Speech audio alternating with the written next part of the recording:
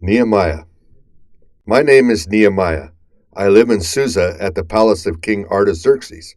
I am the cupbearer and food taster for the king.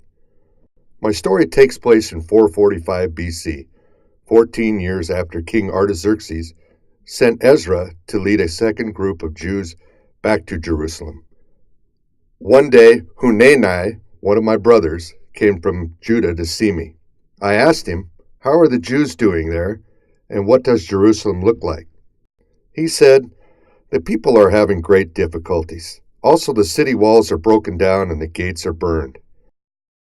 When I heard this, I wept and mourned for several days. Then I fasted and prayed to God. "O God of heaven, the great and awesome God who keeps agreements with those who love you, please hear my request.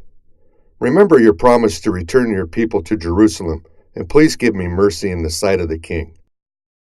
I could not hide my sadness while serving the king, and he said, "Why are you sad, since you are not sick? There is sorrow in your heart." I was afraid, for I had never been sad in front of him. I said, "O king, live forever. I am sad because the city of my fathers is ruined and the gates are burned down." King Artaxerxes said, "What do you want from me, Nehemiah?" So I prayed to God. Then I said, "If it please my king, would you send me to Jerusalem that I may rebuild it?" "How long would you be gone?" he asked. I gave him an idea of how long it would take and asked him for letters permitting me to travel from Susa to Judah.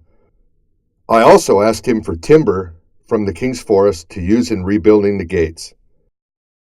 The king sent army captains and horsemen with me, which angered our enemies, Sanballat and Tobiah, for they didn't want anyone helping the Jews.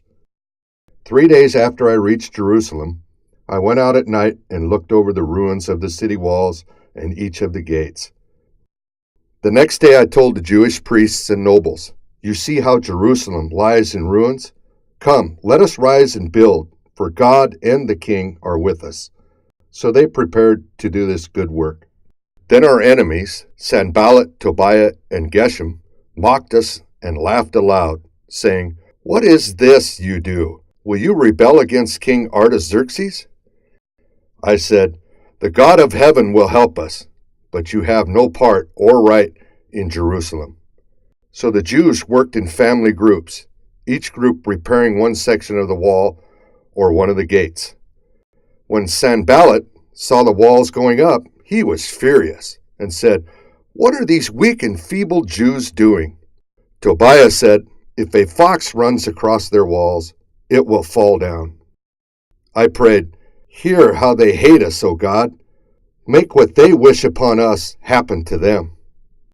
We kept working, and soon all the wall was connected, for the people had a mind to work. It was half as high as it would be when finished. Sanballat and his men saw this and planned to attack us, but we prayed to God and set watchmen to guard against them.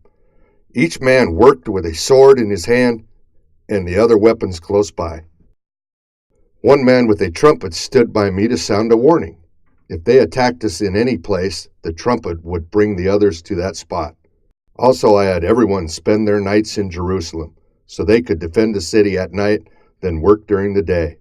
At that time, the poor people cried out against the nobles, saying, "We must have food during the famine.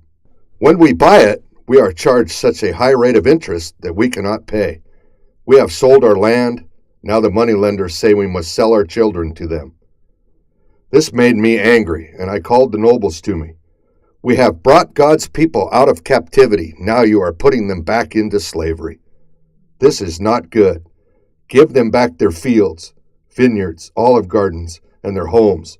Also return 100th part of the money and goods that you took from them." And they did as I asked. Now I had been feeding myself and my men and 150 others, plus those who came to us from other nations. I did not take food from the people to do this, but paid for it myself, not wanting to add to the people's burden. The other governors had lived off the people, but I would not do so. I prayed, "Remember, O my God, all the good that I have done for the people."